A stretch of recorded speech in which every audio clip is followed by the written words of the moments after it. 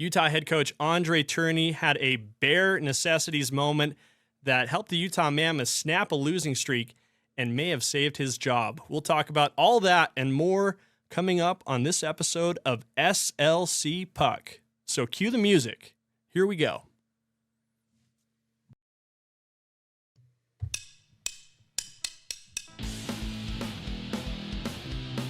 What's up, everybody? Welcome to SLC Puck. I'm your host, Austin Facer. It's a pleasure to be with you. A day late and $1 short, so I apologize for that. I know if you're a faithful listener of the show, and I do have quite a few, and I'm grateful for you guys. You're used to the show airing like Wednesday night at the latest. You know, we do 2 shows a week covering Utah hockey, the Mammoth, sometimes the Grizzlies, sometimes hockey culture at large, right? In the state, we do it twice a week. And we're building listener behavior. We're affecting people's nervous systems. And like Pavlov's dog, you know, we've trained you to be responsive to the sound of the bell going off, being the uploading of another video.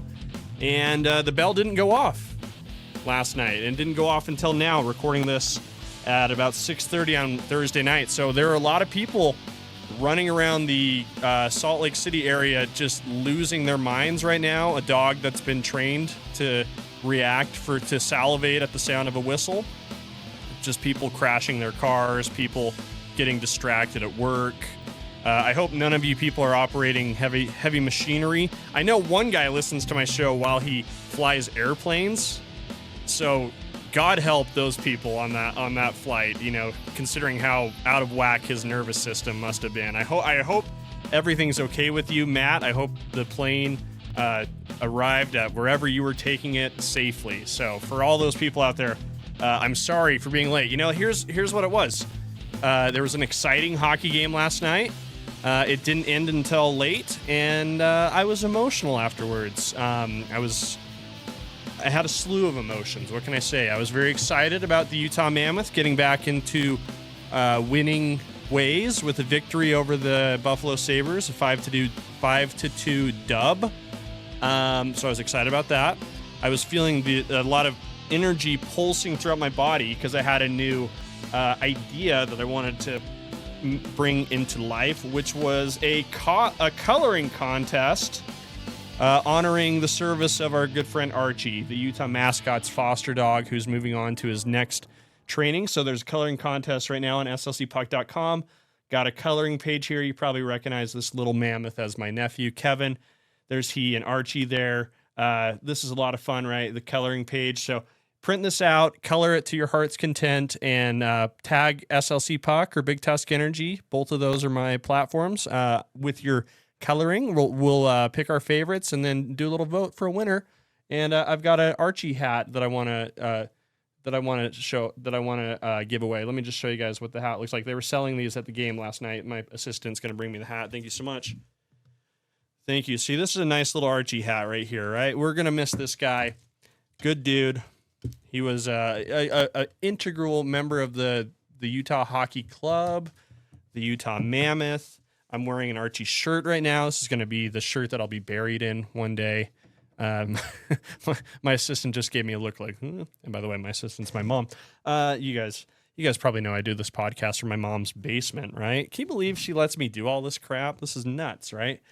So anyway, enter into our coloring contest. There's a lot of fun stuff on slcpuck.com as well. So go ahead and check that out. Don't forget, when we hit 1,000 subscribers, I'm going to give away a pair of Nick Schmaltz's gloves that are from my personal collection. So very excited to give that out. But there's so much to talk about. My personal nervous system has settled now after a stressful day. I'll just say this. There's no one on earth that I respect less than an opportunistic tow truck driver. And I was the victim of profiling from a tow truck driver over last night. I parked my car at my lady friend's place. And you might say, hey, Austin, maybe you deserve to get towed. You didn't have like a parking sticker or anything designated that you belonged in that lot. there were about 8,000 unclaimed spots in this garage. I don't think I was stealing anybody's spot. And for two, some of you may have seen a car with an SLC Puck sticker driving around town. Sorry for cutting you off in traffic. Let me just say that. Yes, that is my car. And I do think that I was profiled by an angry Buffalo Sabres fan who was driving the tow truck. And guess what? They should be angry because the Utah Mammoth kicked their frickin' butts last night. And that's what I really wanted to talk about. So anyway, thank you for allowing me to go off on a tangent. This is a theme of the show, is going off on tangents. Actually, let me go off on one more. Sorry, guys, before we jump into the story. A lot of fun last night. Donor Super Bowl. We mended some fences with for our on behalf of others by participating in a bit of Acai Bowl accountability. We closed the book on Bowlgate pretty effectively, I thought. Again, Archie's farewell was last night. Donor Super Bowl, big win for the Utah Mammoth. But there were some absences in the arena that I think were noticeable to me. So I think I just want to just take a quick second to give my love and support to Ryan Miller and Caleb Turner, who cover the team for KSL.com over the last year. Both of those guys were laid off by KSL.com in some sort of company restructuring, basically yesterday, before, in the morning. So, they weren't there neither one of them were there to cover the game, and they had been doing that faithfully for over a year since the team got here. So I just wanted to shout those guys out and thank them for everything they did for me personally. Those guys are good dudes. They're good friends. So that was not a fun start to the day for me as someone who really likes those guys. So just want to let those guys know that, we support them very much over here at SLC Puck, and we support all the guys, everybody who does great local reporting on the Utah Mammoth. It's not a thankless job, I think, because I think a lot of members of the media are very well celebrated, but it still is a very grueling and taxing and underappreciated job. So anyway, I just wanted to start the show by just giving those guys a shout out, letting them know that we love them. But hey, let's get into the game, right? I mean, that was a game. And I think this was a very critical game for the Utah Mammoth. I don't think it's too outrageous to suggest that this was the Utah Mammoth's most critical game of the season. And for one person on the bench in particular, this was the most important game of their career, I guess you could say, probably, right? I really think that it was all on the line for the big dog, for Bear, Andre Tourigny, the head coach of the Utah Mammoth. I really think he's not out of the woods quite yet. I think he still is going to have to turn in some terrific coaching performances the rest of this month to keep Utah above the line in playoff contention until all season, including this month. But this was a big one, right? Utah came into this game having lost 5 of their last 6, including their last 3 straight. And I felt some trepidation in saying this, but who cares, right? I'm just a silly guy with opinions and a microphone. Anyone can do this, and a lot of people do, by the way. There should be some laws on what you need to do to have a podcast, because it is a little repulsive. Podcast, there's kind of this veneer of authority that we have here. I have a background, I have a logo, I have a microphone. I look authoritative, right? I can make myself sound like an expert to some degree. And by the way, anybody with a microphone can do this. It's not hard to do this. You can go to Best Buy and spend less than $100 and have a pretty good podcast. There should be some sort of licensing program that goes into having a podcast, much like, we don't allow people to just carry firearms without a permit or, driver's license. I feel a similar responsibility should be bestowed upon those who podcast, because it's a responsibility that I take very seriously as the leading voice of hockey in Utah. And so with that in mind, I will say this. I think my opinion was that if the Utah Mammoth lost last night's game, I think there would have been a very difficult conversation between Andre Tourigny and management. It would not have surprised me if he had gotten fired had the Mammoth lost last night's game. It really wouldn't have. But I think there was a bit of pressure there, and I think they have a really great expression for pressure around this team. They say pressure is a privilege, and perhaps that's how Andre Tourigny viewed it.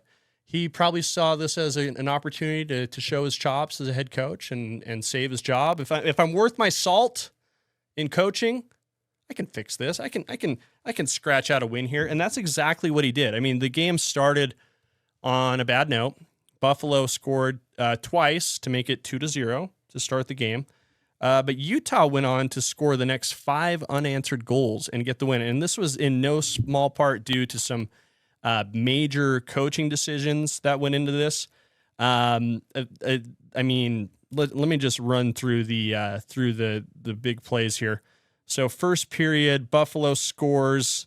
Rosen scores on a deflection at the front of the net from Jack Quinn and Bowen Byram. That's his second career goal.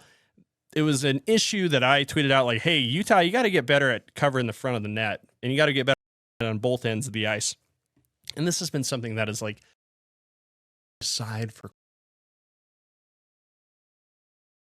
great in their defensive zone at pushing guys out of the net front. I like Mikhail Sergachev. I love him. I think he's the funniest guy on the team. My sister thinks he's very cute, especially the way he thinks all his pictures are 10 out of 10s. He's not wrong. I'll say that. The guy can dress. He's not wrong. The chicken stuff is hysterical. He is my pick for who I think embodies the attitude and spirit of SLC Puck the most. He's not good at moving guys out in front of the net. He's not really even that interested in it sometimes. So Buffalo scores to take a 1-0 lead on that. Utah gets a power play that does not result in a goal. Surprised me. Let me know if you've heard that one before.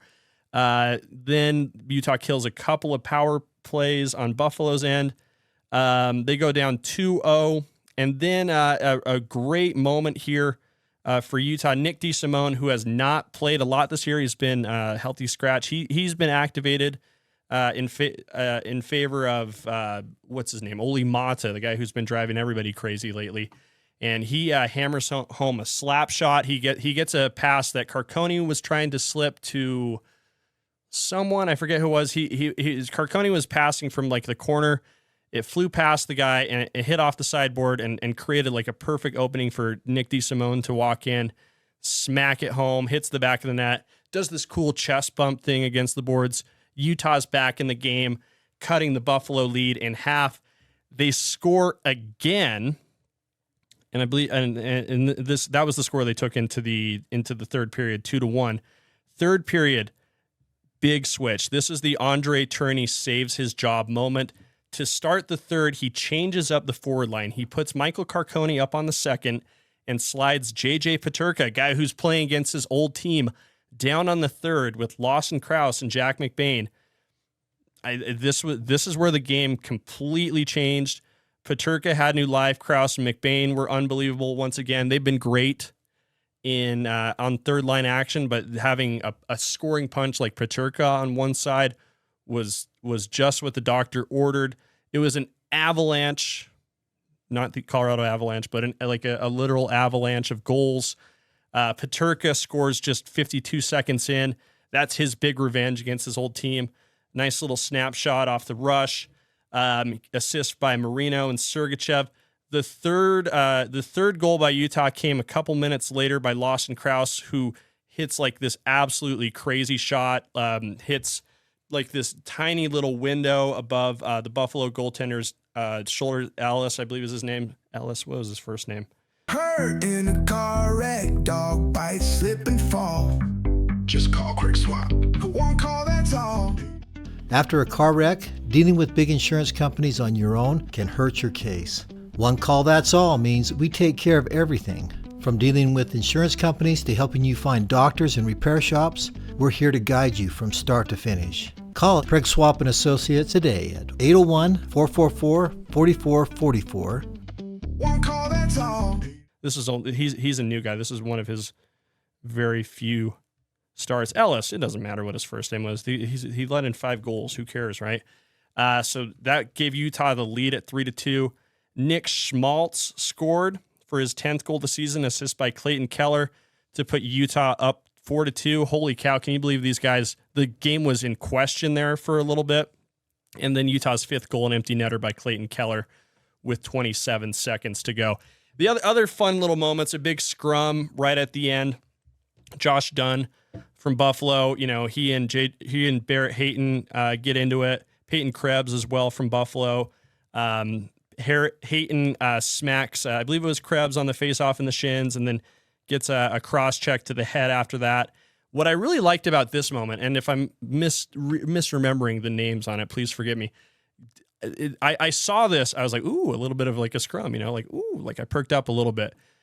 To me, like the standout moment from that particular incident was seeing Dylan Guenther run in and throw his gloves down and find somebody to grab and get involved. And like, that's freaking awesome. Like we know Dylan Guenther is a great offensive weapon.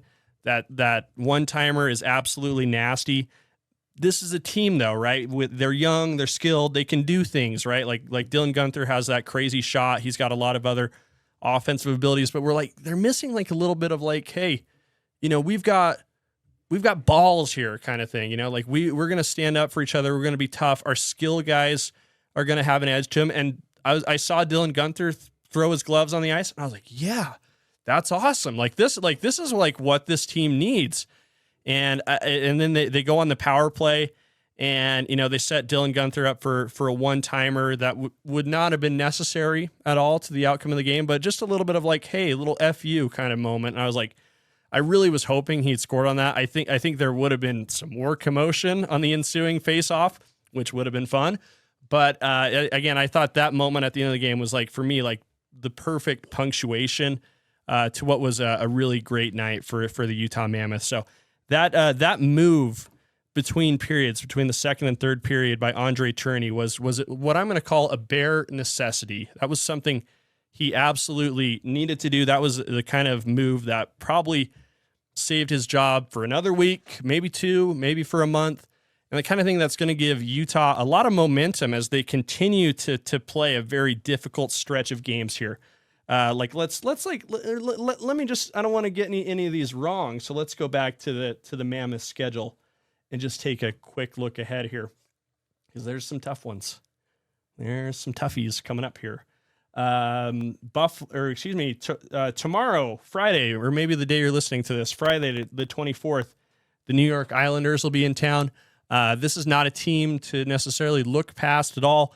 Are they great? No, they just had the first overall pick last year. That was a bit of a novelty, though. They won the lottery, as did the Utah Mammoth, but still they're a little bit of a below average team, but they're definitely coming up. They have a superstar, a budding superstar in Matthew Schaefer, who's been absolutely astounding as an 18-year-old defenseman in the National Hockey League.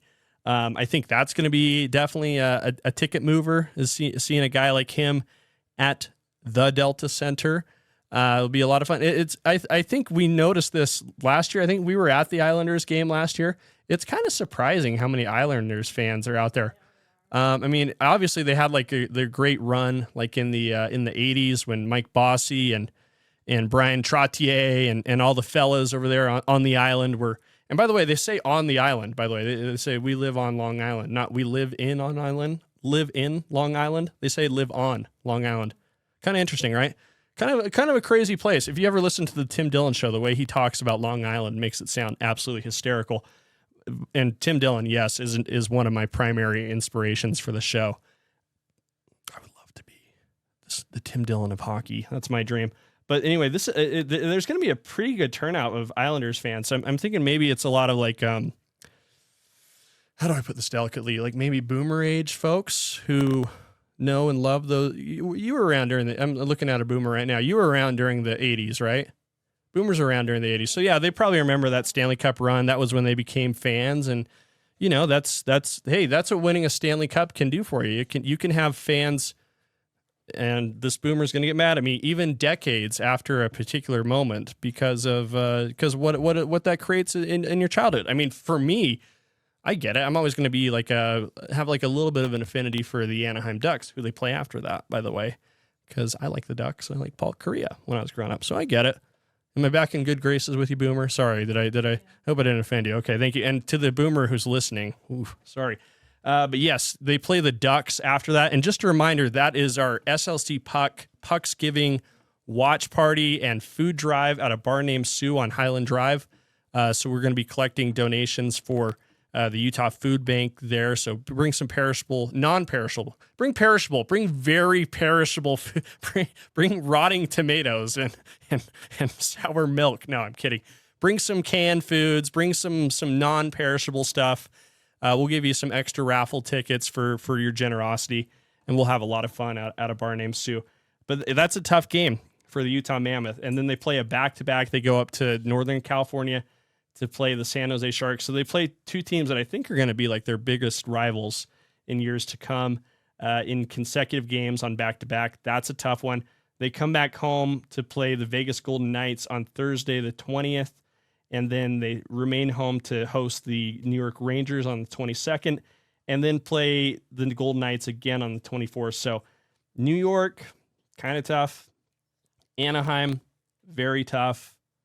San Jose, back-to-back, very tough. I think the scheduling does not help them at all. They need to win one of those two games. That's going to be a critical couple of points to grab there.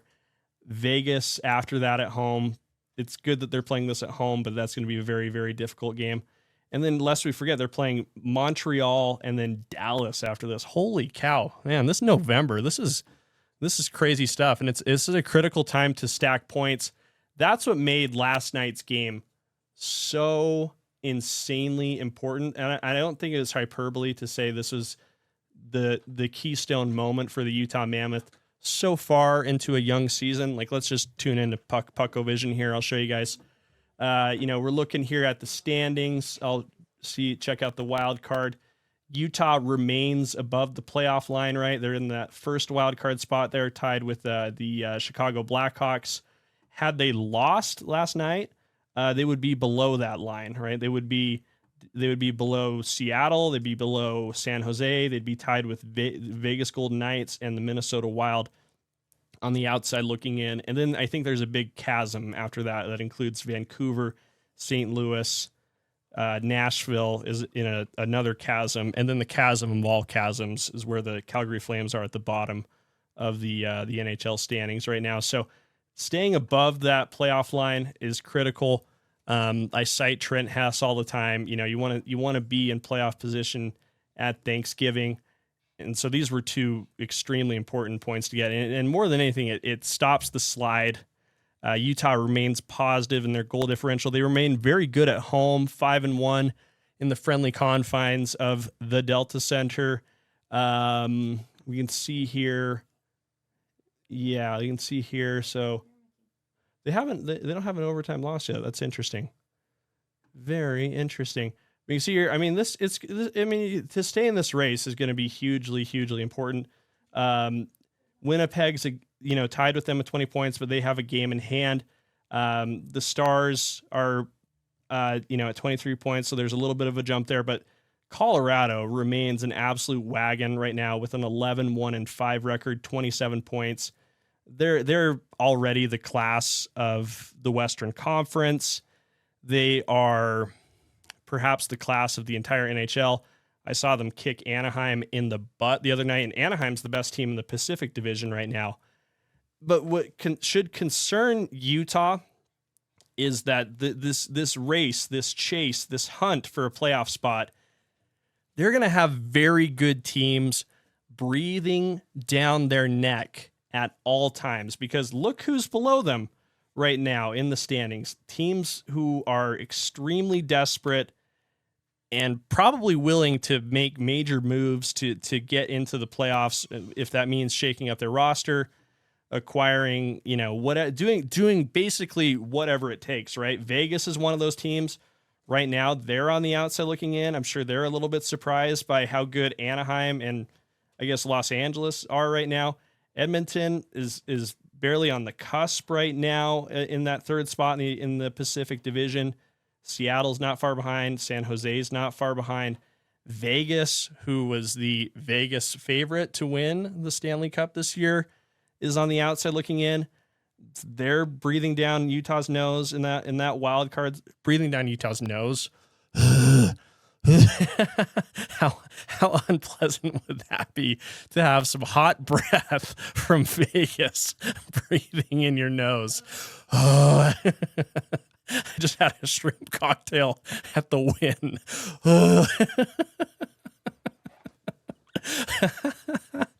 Oh, this is a funny podcast, guys. Breathing down their necks, I should say. Not that that's much better, but it's not up your nostrils, right? But these are the things they're going to have to deal with as they continue their hunt, their pursuit of a playoff spot.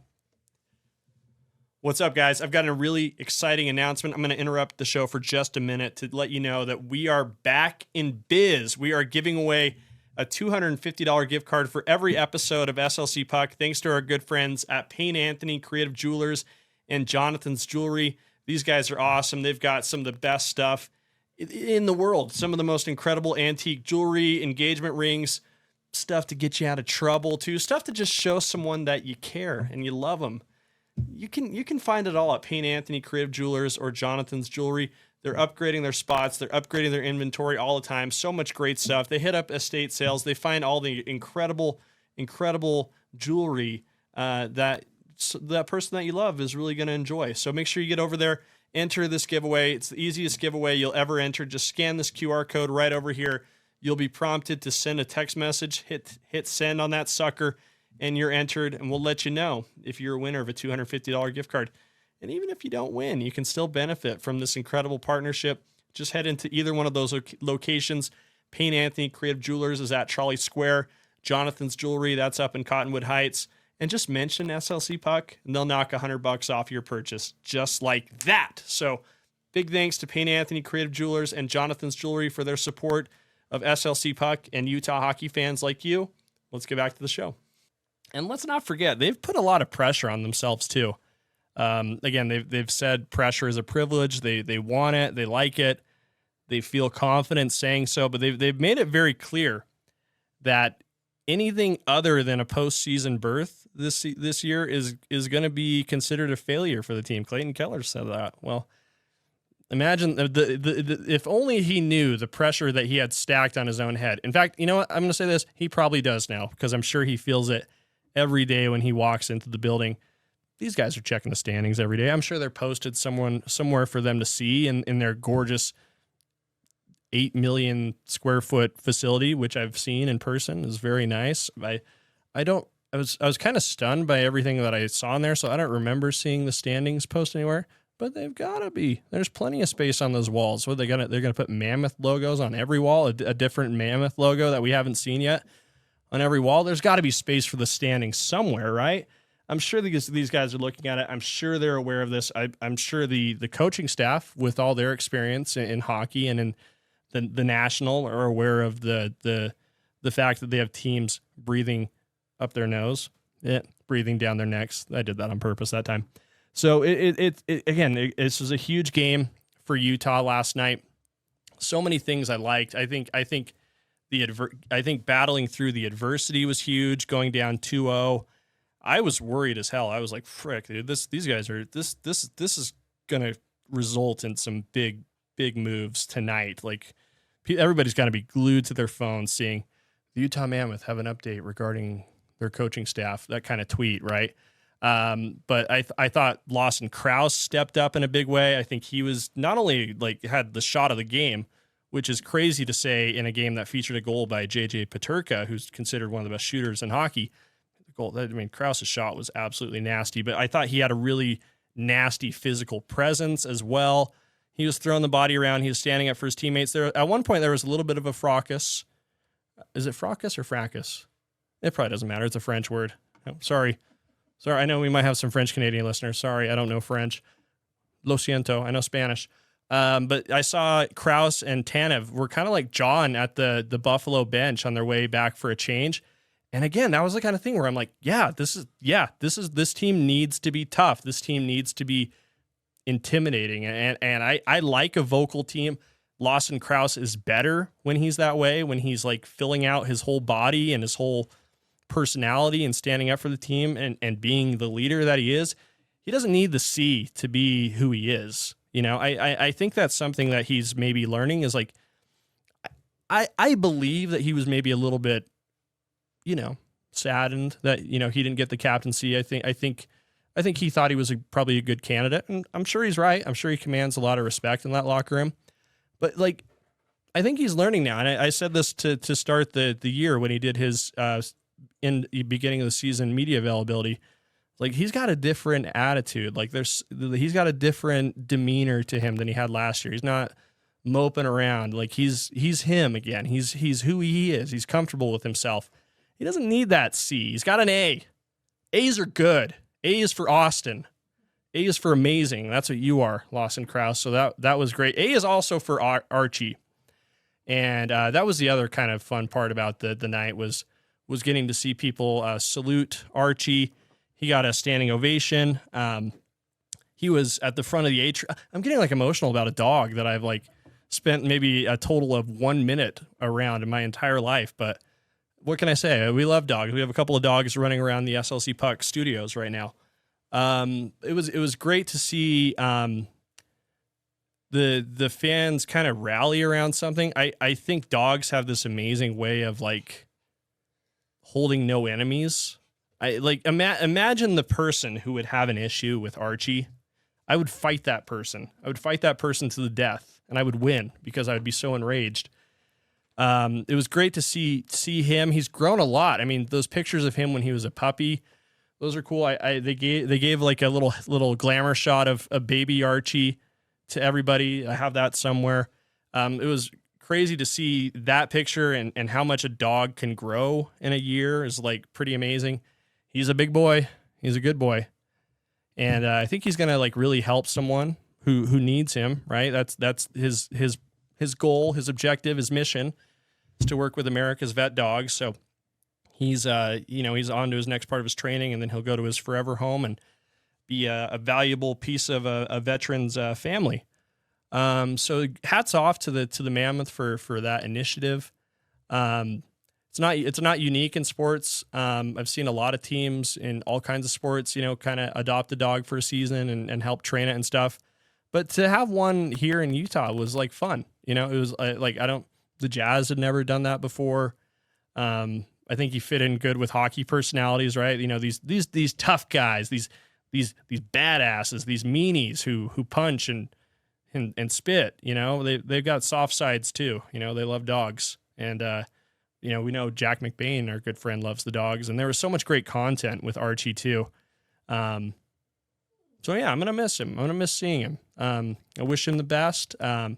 It was cool that he was there and was meeting everybody, and he was waiting right by the door, the exit door, the main atrium at the end of the game, for a final farewell. And I think he was whisked off to New York immediately after the game. So that was literally his last hurrah with the Utah Mammoth fan base. We might see him again in the future. He might make a guest appearance once, and I'm sure people will go crazy. And I'll be there. I'll be wearing my Archie merch, and I'll be there to say, "Hey, you remember me, boy?" And he'll look at me like, "No, I don't." I met a lot of people in 1 year. But anyway, Archie was great. So I'm looking forward to seeing what happens next with him. I think there will be another dog around the corner. I think this was a big success for the Mammoth. So I'm sure this partnership with America's Vet Dog is one we're going to continue to see. I bet they'll continue to play off of the national parks naming.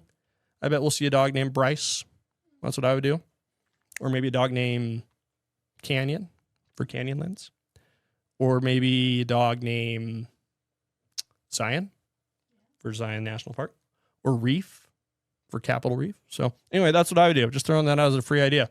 Take that one to the bank. Thank you guys for tuning in to SLC Puck. Again, so sorry for whatever I did to your nervous systems by being a day late. I'll try not to do it again, but hey, no promises. Head to bigtuskenergy.com for merch to support the show. Big thanks to our sponsors, Ken. I keep wanting to say another brand. It's Craig Schwab. Craig Schwab and Associates, they're the best when it comes to injury law. One call, that's all. You know those guys. If anyone at work gives you trouble, injures you, you should call them. That's what you should do. And also big thanks to Payne Anthony Creative Jewelers for their support of the show as well. So make sure you enter into our raffle as well. So big thanks to both of those brands for their partnership, and we'll talk to you guys soon.